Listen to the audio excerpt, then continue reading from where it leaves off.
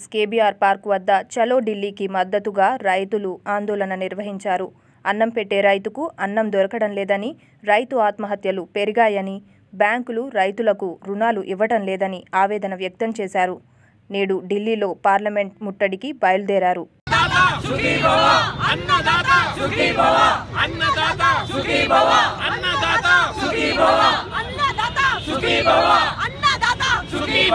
Madam ఇక్కడ నినాదాలు చేస్తారు, రోకో రైతు ఆత్మహత్యలు అని నినాదాలు చేస్తారు.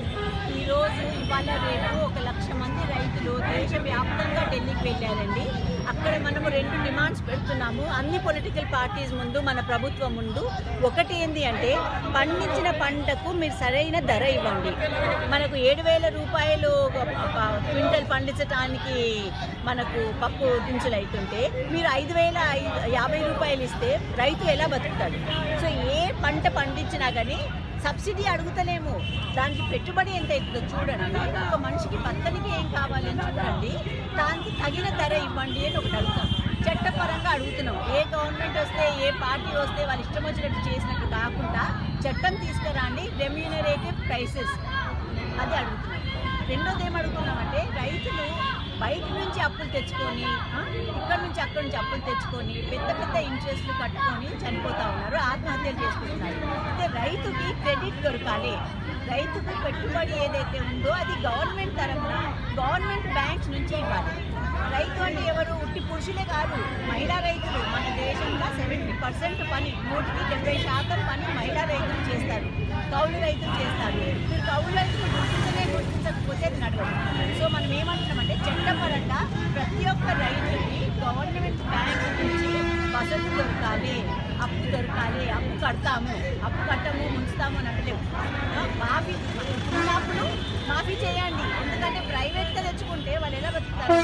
సో ఆత్మహత్యలు మనం ఆపడానికి, రైతు ఆత్మహత్యలు వాళ్ళకు ఒక జీవితంలో ఒక డిగ్నిటీ ఉండాలి. మన అందరికీ తిండి పెడతారు, దేశం మొత్తం వాళ్ళు తిండి పెడుతున్నారు, వాళ్ళే తిండి లేకుండా ఆత్మహత్యలు చేసుకుంటే చాలా అన్యాయం అని ఈరోజు రైతు స్వరాజ్య వేదిక, అలాగే కాలేజ్ స్టూడెంట్స్, అలాగే మా సంస్థ గ్రామీణ రిసోర్స్ సెంటర్, అన్ని చోట్ల నుంచి వచ్చారు మనుషులు, అన్ని రంగాల నుంచి మనుషులు. నేను గ్రామీణ రిసోర్స్ సెంటర్ ఫర్ విమెన్ మహిళలతో దేవరకొండ ప్రాంతంలో పనిచేస్తాను, నల్గొండ జిల్లా.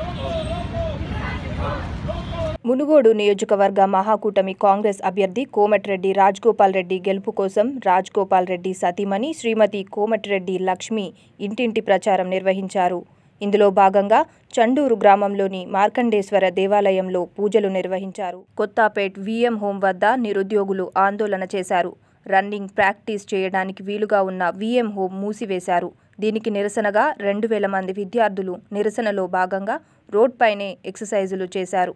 అనంతరం ఎల్బీనగర్ మహాకూటమి అభ్యర్థి సుధీర్ రెడ్డి వచ్చి విద్యార్థులకు నచ్చజెప్పి ఆందోళన విరమింపజేశారు. శ్రీకాంత్ అండి, ఇక్కడ 2,000 మంది స్టూడెంట్స్ ఇక్కడ విఎం హోమ్లోనే ఇండోర్ స్టేడియంలో 2 గ్రౌండ్స్ ఉన్నాయి మాకు చూసినారు కింద.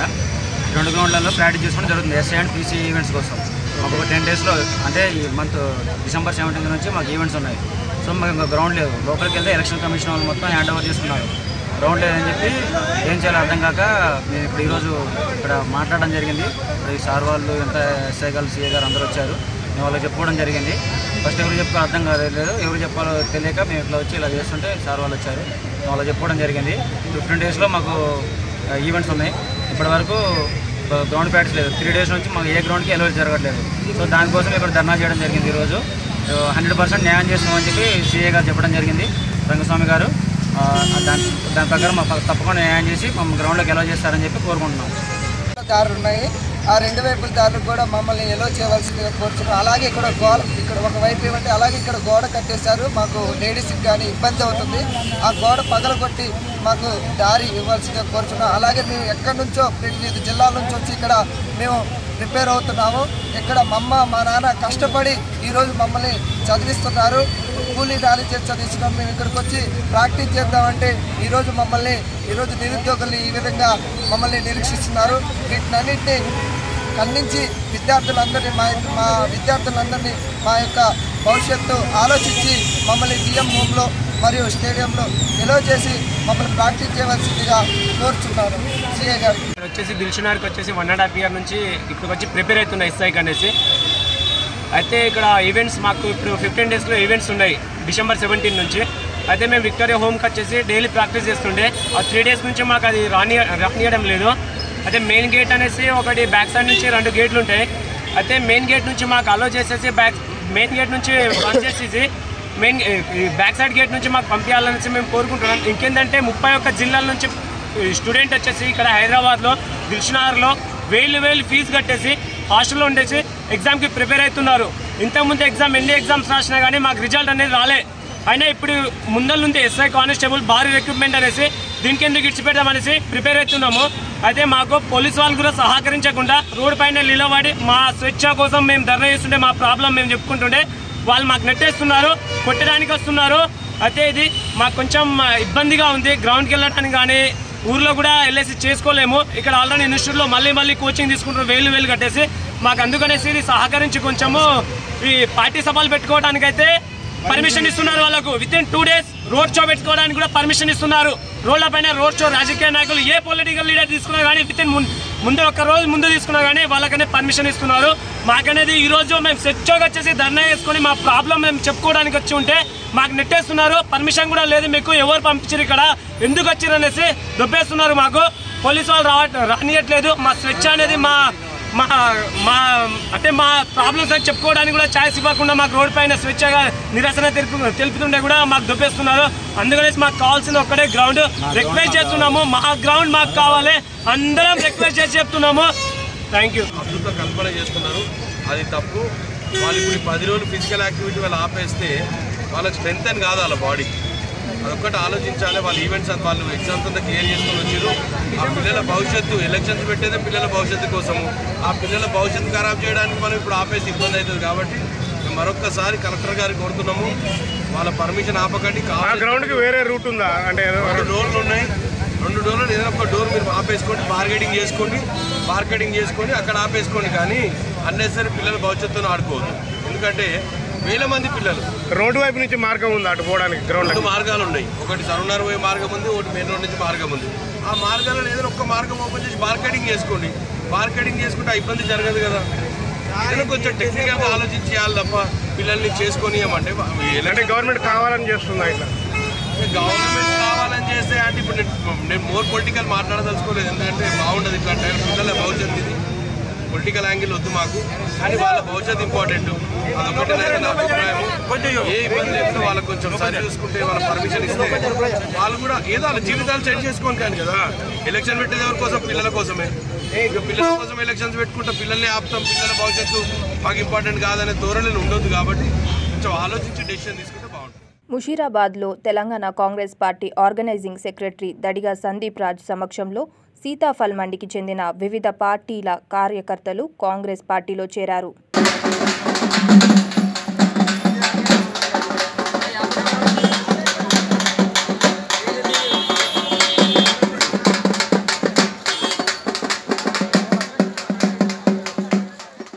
కోదాడ కాంగ్రెస్ పార్టీ అభ్యర్థి పద్మావతి సమక్షంలో రత్నవరం గ్రామ టీఆర్ఎస్ సర్పంచ్, వార్డు మెంబర్లు, నడిగూడెం మండలం వైఎస్ఆర్సీపీ అధ్యక్షుడు, కార్యకర్తలు కాంగ్రెస్ పార్టీలో చేరారు. కేసీఆర్ ఆడుతున్న నాటకాల్ని, మోసాల్ని నమ్మి మేము టీఆర్ఎస్ పార్టీలో చేరటం జరిగింది. ఈ మోసపూరిత వాగ్దానాలు ప్రజలు నమ్మే ప్రసక్తిలో లేరు. ఇప్పుడు ఈ పీపుల్స్ ఫ్రంట్ ప్రజాదరణ కలిగి బలహీన వర్గాల కోసం వారు పెట్టినటువంటి మ్యానుఫ్యాక్చర్ను ప్రజలందరూ గమనిస్తున్నారు. ఈరోజు మోసపూరిత వాగ్దానాలు జనం వినే పరిస్థితులు లేరు. ఈరోజు పీపుల్స్ ఫ్రంట్ మ్యానుఫ్యాక్చర్ చూసినట్టయితే కళ్ళు తిరిగి కేసీఆర్కి మాట రాక, తిట్లు కూడా రాక వణుకుడు వచ్చింది. మీరు కూడా గమనిస్తూనే ఉన్నారు. ఎప్పటికైనా మాటల ప్రభుత్వం ఎన్ని రోజులు నిలబడదు. ప్రజా శ్రేయస్సు కోరినట్లయితే ప్రజలే మన అండదండగా ఉంటారు. గతంలో ప్రజలు మొత్తం మోసపోయారు. ఇవాళ ఇందిరమ్మ ఇల్లు మొత్తం మోసం. డబల్ బెడ్రూమ్ అన్నాడు, తను ఒక్కటే ఇల్లు కట్టుకున్నాడు. పేద ప్రజలు ప్రజలు అక్కడే ఉన్నారు. గుడిసెలో ఇల్లు లేని నిరుపేదలు ఉన్నారు. 3 ఎకరాలు భూమిస్తున్నారు, మోసం చేసిండు. మొత్తం మోసపూరిత వాగ్దానాలు ఉసుకులిపి జనాన్ని అరాచక శక్తులను తయారు చేసినట్టు చేసి ఆయన ఒక్కడే ఏసీ రూమ్లలో పడుకొని ఫామ్ హౌస్లో ఏసీలు పెట్టుకొని పడుకునే దౌర్భాగ్య స్థితికి దిగజారిన ముఖ్యమంత్రిని గత దిశల కోసం ఈ తెలంగాణ ఆడపడుచులు పెద్ద ఎత్తున మహిళా సంఘాలకి ఈ రోజు వంటి కూడా వడ్డీ లేకుండా మహిళా సంఘాలను నిర్వీర్యం చేసినటువంటి మొట్టమొదటి సీఎం ఎవరంటే భారతదేశంలో కేసీఆర్ మాత్రమే అని మహిళలు మొత్తం కూడా ఉత్కంఠంగా ఎదురు చూస్తున్నారు. అదేవిధంగా ఈ కేసీఆర్ కపట మోసాల్ని అందరూ ఎండగట్టాలని ప్రజలు మొత్తం ఎదురు చూస్తున్నారు. ఈ స్థానిక సంస్థలు ప్రజాప్రతినిధులు మొత్తం కూడా సర్పంచులు కానీ ఎంపీటీసీలు కానీ మొత్తాన్ని నిర్వీర్యం చేసి దిగదార్చిన ఘనత ఒక్క కేసీఆర్కే ఉందని ఒక్క ప్రజాప్రతినిధి కూడా కేసీఆర్ ఎమ్మట లేడు. కింది స్థాయి కేడర్ మొత్తం కూడా ప్రజాపంటి వరకు పీపుల్స్ పార్టీకే చూస్తున్నది. తనకి ఆసన్నమైనది ఆయన మనసుకు కూడా తెలుసు కేసీఆర్కి. అందుకనే నిద్రపట్టక చూచారు ఆయన ముఖంలో కళ తప్పింది. ఫామ్ హౌస్ పోవటం తథ్యమైన ఆయనంతటా ఆయనే చెప్పుకుంటున్నాడు. జై హింద్, జై కాంగ్రెస్. అమలకు సాధ్యపడని బూటకపు వాగ్దానాలు ఇచ్చి పేద ప్రజల్ని మోసం చేసి డబల్ బెడ్రూమ్స్ అని, ఇంటింటికి నల్ల నీళ్ళని, ఇంటికి ఒక ఉద్యోగం అని ప్రజలకు మాయ మాటలు చెప్పి గద్దెనెక్కిన కేసీఆర్ని గద్దె దించే తరుణం వచ్చేసింది. ఈరోజు ప్రజాఫ్రంట్ నాయకత్వంలో కాంగ్రెస్ ప్రభుత్వం ఖచ్చితంగా ఏర్పాటై తెలంగాణ రాష్ట్రంలో అట్టడుగు ప్రజలు, హరిజన గిరిజన బడుగు బలహీన వర్గాలకి కావలసిన అన్ని సదుపాయాలని, అన్ని సంక్షేమ కార్యక్రమాలని ఇవ్వడానికి ఈరోజు ఉత్తమ ముఖ్యమంత్రిగా, టీపీసీ అధ్యక్షుడిగా ఈరోజు ఎన్నికలు ఒక ప్రధానమైన ఎన్నికలు. ఇవి ఆషామాష ఎన్నికలు కావు. ఈరోజు మన ప్రాంతం నుంచి ముఖ్యమంత్రి అభ్యర్థిగా ప్రకటించే ఎన్నికలు. ఈ ఎన్నికల్లో ప్రతి ఒక్క వ్యక్తి కూడా చాలా సిన్సియర్గా అందరికీ చెప్పి ఖచ్చితంగా హస్తం గుర్తుకు ఓట్లేయించి కాంగ్రెస్ ప్రభుత్వ ఏర్పాటులో అందరూ భాగస్వాములు కావాలి. కాంగ్రెస్ తో పాటు తెలుగుదేశం, సిపిఐ, జనశక్తి ఇవన్నీ కూడా ముక్త కంఠంతో ఈరోజు కాంగ్రెస్ ప్రభుత్వాన్ని గద్దె ఎక్కించడం కోసం ఈరోజు అందరూ ఉన్నారు. ప్రజలు, ప్రజాస్వామికవాదులు అందరూ కలిసి ఈ కాంగ్రెస్ ప్రభుత్వాన్ని గద్దెనెక్కించవలసిందిగా మనవి చేస్తున్నాం. కాంగ్రెస్ పార్టీ భారీ మెజారిటీతో గెలుపబోతుందని మేము కాదు, ప్రజలు చెప్తున్నారు. మాకు ఓటర్ ఆఫ్ సికింద్రాబాద్ మేము ఎక్కడ ప్రచారానికి వెళ్ళినా, ఏ గుమ్మానికి వెళ్ళినా, ఏ షాప్కి వెళ్ళినా ఖచ్చితంగా మీకే ఓటేస్తున్నాము, ఈసారి మిమ్మల్నే గెలిపిస్తున్నాము అనేది ఖచ్చితమైన మాట మాట్లాడుతున్నాము. మా కాంగ్రెస్ పార్టీ అభ్యర్థి కాసాని జ్ఞానేశ్వర్ గారు లాస్ట్ మినిట్లో సీట్ వచ్చినప్పటికీ ప్రతి ఒక్కరు అనేది ఒకటే, మా కాసాని జ్ఞానేశ్వర్ అన్న, మా కాసాని జ్ఞానేశ్వర్ అన్న. అందరికీ ఆయన చాలా మంచి పరిచయం ఉన్నారు, చాలా నోటెడ్ పర్సన్, ఎన్నో సేవా కార్యక్రమాలు చేశారు. ఎంతోమంది ఆయన వల్ల మా నియోజకవర్గంలో బెనిఫిట్ పొందిన వాళ్ళు ఉన్నారు. వాళ్ళందరూ ఒకటే మాట, జ్ఞానేశ్వర్ అన్నకి లేకపోతే ఇంకొకరికి ఇస్తామన్నా. 4.5 ఏళ్ళు ఒక పెద్ద మాట నమ్మి కట్టేట్లు ముంచేసిండు, మనం మోసమైనాము. ఈసారి అట్లాంటి తప్పు చేయలేము, ఖచ్చితంగా జ్ఞానేశ్వర్ అన్నని గెలిపించుకుంటామని వాళ్ళు ఆల్రెడీ డిసైడ్ చేసుకున్నారంట. వాళ్ళు మాకు చెప్తున్నారు అది ఓటాడగానే పోతే. ఏది ఏమైనా సరే సికింద్రాబాద్లో కాంగ్రెస్ పార్టీ జెండా ఎగరడం ఖాయం. జ్ఞానేశ్వర్ అన్న గెలవడము, క్యాబినెట్లో మంత్రి అవ్వడం కూడా ఖాయం. బహుజన రాజ్యం పార్టీ రాష్ట్ర అధ్యక్షునిగా మరియు ఎల్బీనగర్ నియోజకవర్గ ఎమ్మెల్యే అభ్యర్థిగా అవకాశం కల్పించినందుకు జాతీయ నాయకత్వానికి ధన్యవాదాలు తెలుపుతూ ఎల్బీనగర్ నియోజకవర్గంలో స్థానికునైన నన్ను గెలిపించాలని కౌలే జగన్నాథం ఓటర్లకు విజ్ఞప్తి చేశారు. ఎస్టీ నుంచి లాలూ నాయక్ గారు, ఎస్సీ నుంచి సతీష్ మహారాజు, మైనార్టీ నుంచి ఫాతిమా బేగం, మన బీసీ నుంచి కౌలే జగన్నాథం గారు, మేము ఈ నలుగురం కూడి నేషనల్ పార్టీగా స్థాపించినాం. అయితే ఫస్ట్ ఇక్కడ తెలంగాణ లోపల ప్రారంభించినాము. నాకు వీళ్ళందరూ కూడి రాష్ట్ర అధ్యక్షునిగా బీసీకి ఇచ్చారు.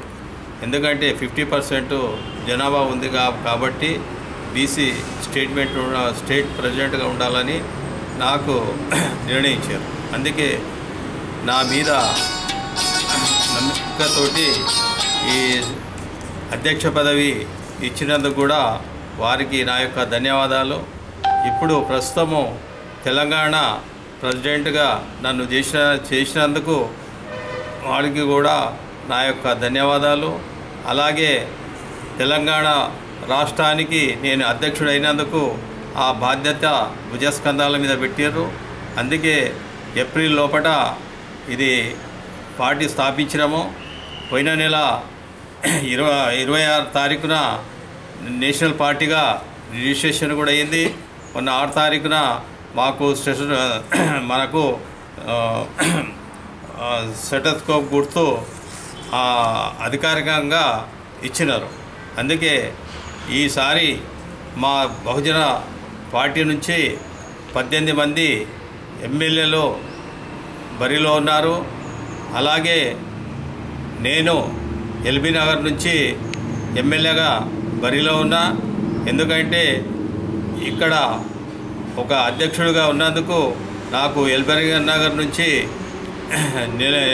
నిలబెట్టిర్రు. అందువలన ఎల్బీ నగర్ ప్రజలకు కోరుకునేది ఏమిటంటే ప్రతి ఒక్క పార్టీ నుంచి వచ్చి ఈ ఎల్బీ నగర్ లోపల ఇంతవరకు కూడా వాళ్ళ మాట ఇచ్చిన ప్రకారంగా ఏది కూడా చేయలేరు. ఎందుకంటే ఇక్కడ బీసీ, ఎస్సీ, ఎస్టీ మైనార్టీలు చాలామంది ఉన్నారు. వాళ్ళను పట్టించుకునే నాతుడు కూడా లేరు. కాంగ్రెస్ జమానా లోపల కూడా కాంగ్రెస్ గవర్నమెంట్ ఉన్నప్పుడు ఇక్కడ బిఎన్ రెడ్డి నగర్, సాగర్ కాంప్లెక్స్, సిరిపురం కాలనీ, ఇక్కడ వైదేహి నగర్ లోపల సర్వే నంబర్ల సమస్యల మీద కూడా ఉన్నప్పుడు కూడా కాంగ్రెస్ గవర్నమెంట్ ఉండే. అప్పుడు కూడా ఏమి చేయలేకపోయారు. తర్వాత టీఆర్ఎస్ గవర్నమెంట్ వచ్చింది. వాళ్ళు కూడా మన కార్పొరేషన్ ఎలక్షన్లో కూడా ప్రామిస్ చేసిపోయారు. కార్పొరేటర్ ఎలక్షన్ కాంతాడువే మేము 3 నెలల లోపల ఈ సర్వే నంబర్ల మీద మేము దీనిని తీసి మీకు సర్వే నంబర్ల మీద రిజిస్ట్రేషన్ అయ్యేటట్లు కూడా చేస్తామని కూడా వాగ్దానాలు ఇచ్చారు. మినిస్టర్లు కూడా ఇచ్చారు. కవిత గారు కూడా ఇచ్చారు. మన కేటీ గారు కూడా ప్రామిస్ చేశారు. అటువంటి వాళ్ళు కూడా ఏం ముఖం పెట్టుకొని ఈ ఎలక్షన్ లోపల ఓట్లు అడగడానికి వస్తున్నారని నేను అడుగుతున్నాను. ఒకవేళ మన బహుజన రాజ్యం పార్టీ నుంచి నన్ను గెలిపించినట్లయితే నేను కూడా ఈ రిజిస్ట్రేషన్ల సమస్య గురించి, రోడ్ల సమస్య గురించి, డ్రైనేజ్ సమస్య గురించి, అలాగే ఈ పార్కులో కూడా పట్టించుకునే నాతుడు లేడు. ఎందుకంటే ఎలక్షన్ల ముందర వచ్చి వాళ్ళు ప్రామిస్ చేసిపోతారు. కానీ ఆ ప్రామిస్ చేసినట్లు కూడా ఇప్పటి వరకు ఏది కూడా చేయలేరు. మా సాగర్ కాంప్లెక్స్ కాలనీ లోపల కూడా మొన్న 7 రోడ్లు శాంక్షన్ అయితే ఆ 7 రోడ్లలో కూడా ఒక రోడ్ వేసి మొన్న రాత్రికే ఆ బండ్లు తీసుకొని వెళ్ళిపోయారు. ఎందుకంటే అధికారంలో ఉన్నామని ఇక్కడ ఎవరు కూడా ఆ పార్టీకి స్పందిస్తలేరని ఆ రోడ్లు వేయకుండా వెళ్ళిపోయారు. అందుకే నేను ఏమంటున్నానంటే ఇది ఎవరి సొత్తు కాదు, ఇది గవర్నమెంట్ సొత్తు ఇది. అందుకే తప్పనిసరిగా ఆ రోడ్లు వేయాలని కూడా నేను గవర్నమెంట్ తోటి కూడా పోరాడడానికి కూడా సిద్ధంగా ఉన్నాను. ఎందుకంటే వీళ్ళు కల్లిబొల్లి మాటలు చెప్పి ఓట్లు గుంజుకునికనే వస్తుర్రు. నేను పబ్లిక్కు కోరుకునేది ఏమిటంటే ఇప్పుడు ఈ ఎలక్షను కోటీశ్వరుల ఎలక్షన్ అయిపోయింది. ఎందుకంటే వాళ్ళు డబ్బు ఆశ చూసి బీసీ, ఎస్సీ, ఎస్టీ మైనార్టీలది వాళ్లకు డబ్బులు ఇచ్చి ఓట్లు వేసుకోవాలని చూస్తున్నారు. నేను ఒకటే మనవి చేస్తున్నాను, మన బీసీ, ఎస్సీ, ఎస్టీ మైనార్టీలకు అందరికీ చేతులెత్తి నమస్కారం చేస్తున్నాను. ఎందుకంటే మనమందరము బీసీ, ఎస్సీ, ఎస్టీల అందరము కూడా ఏకతాటిపై ఉండి మనము ఆ పైసలకు ఆశ చూడకుండా ఉండి మనం నిజాయితీగా ఎవరైతే పని చేస్తారో వాళ్లకు ఓటు వేసి గెలిపిస్తే బాగుంటుందని కూడా నేను కోరుకుంటున్నాను. ఎందుకంటే వాళ్ళు ఇప్పుడు 1000 కాదు, 2000 కాదు, 5000 ఇచ్చి కూడా ఒక ఓటు కొనడానికి కూడా సిద్ధంగా ఉన్నారు. ఎందుకంటే 5000 రూపాయలకు ఒక ఓటు కొని కూడా మనకు 5 సంవత్సరాల వరకు బానిసలుగా చూస్తుంటారు. ఎందుకంటే మనము రాజ్యాధికార దిశలో మన బహుజనులు ఉంటే అప్పుడు మన బహుజనులను కాపాడుకునేది మన బహుజనులే. అందుకే మా బహుజన రాజ్యం పార్టీ నుంచి బహుజనులకు అండగా ఉండి బహుజనులకు ప్రతి ఒక్కరికి ఏ సమస్య ఉన్నా కూడా ముందుండి పనిచేస్తామని కూడా నేను అధ్యక్షుడిగా ఉండి నేను వాళ్లకు విన్నవించుకుంటున్నాను. ఎందుకంటే ఇప్పుడు ఎలక్షన్ లోపల డబ్బులు ఇచ్చి ఓట్లు వేసుకుంటారు. కానీ మనం 5 సంవత్సరాల వరకు రాజ్యాధికారం లేకుంటే వాళ్ళ చేతి కింద పోయి గులాంగిరిగా పని చేయవలసి వస్తుంది. అందువలన దయచేసి బీసీ ఎస్టీ మైనారిటీ సోదరులారా, అక్కల్లారా, అమ్మల్లారా, అన్నలారా మీకు చేతులెత్తి కూడా దండం చేస్తున్నాను. ఎందుకంటే మన బీసీలకు ఐక్యత లేక మొన్న కూడా మన ఆర్ కృష్ణయ్య గారు కూడా అగ్రవర్ణాల చేతిలోపడ బందీ అయిపోయిండు. ఎందుకంటే మన బహుజనులందరికీ మోసం చేసిపోయి ఒక అగ్రవర్ణాల చేతికి కింద ఉండిపోయిండు. ఎందుకంటే ఆయన స్వార్థపడుగా తయారయ్యాడు. అందువలన మన బహుజనులందరము ఏకమయ్యి మన బహుజన రాజ్యం పార్టీ అండగా ఉంటుంది. దానివలన మనము వచ్చే ఎన్నికల లోపల 2019 ఎలక్షన్లో అయ్యేది ఉండే, కానీ 2018 లోపలనే ఈ ఎలక్షన్లు జరిగినాయి. అందువలన మా పార్టీ నుంచి 18 మంది ఎమ్మెల్యేలు బరిలో ఉన్నారు. ప్రతి ఒక్కరూ కూడా ఈ స్టేటస్కో గుర్తుకు ఓటు చేసి మా ఎమ్మెల్యేనంతా గెలిపియాలని కూడా మనవించుకుంటున్నాను. ఎందుకంటే ఇది బహుజనుల పార్టీ అని అందరూ అనుకుంటారు. ఇది బీసీల పార్టీ అని. బీసీల పార్టీ కాదు. ఇలా బీసీలు ఉన్నారు, అగ్రకుల వాళ్ళు ఉన్నారు, అన్ని మతాలకు కూడా చెందిన పార్టీ ఇది.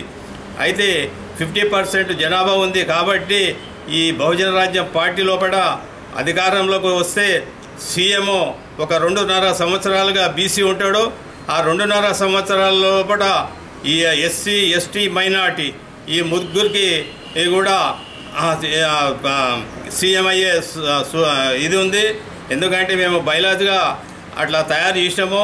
ఆ ఎన్నికల కమిషనర్ గారు కూడా, ఎందుకంటే ఇప్పటి రాజకీయము ఎట్లా ఉందంటే ఒక మన వాటికి మన రోగాలు వచ్చినట్లున్నాయి. ఎందుకంటే జబ్బు పట్టినట్లుంది. ఆ జబ్బు నయం చేయాలంటే ఆ ఎన్నికల కమిషనర్ గారు మాకు ఈ స్టేటప్ గుర్తు ఇచ్చి ఆ నయం చేయనికే ఈ గుర్తు ఇచ్చినాడు. అందువలన మా బహుజన రాజ్యం పార్టీ నుంచి ఆ ఎలక్షన్ కమిషనర్ గారికి కూడా మా పార్టీ తరపు నుంచి నమస్కరించుతున్నాను. ఎందుకంటే ఈ స్టేటస్కోప్ గుర్తు ఈ జబ్బు పట్టిన రాజకీయాలకి నయం చేయాలని కూడా తక్కువ చేయడానికి పంపించినందుకు కూడా ప్రజలందరూ కూడా మా గుర్తును చూసి చాలా మంచి గుర్తు ఉన్నదని పబ్లిక్ కూడా అంటుంది. అందువలన దయచేసి ఈ స్టేటప్ గుర్తుకు ఓటు వేసి గెలిపియగలరని నేను కోరుకుంటున్నాను. V3 న్యూస్ లక్ష్యం సమాజ హితం.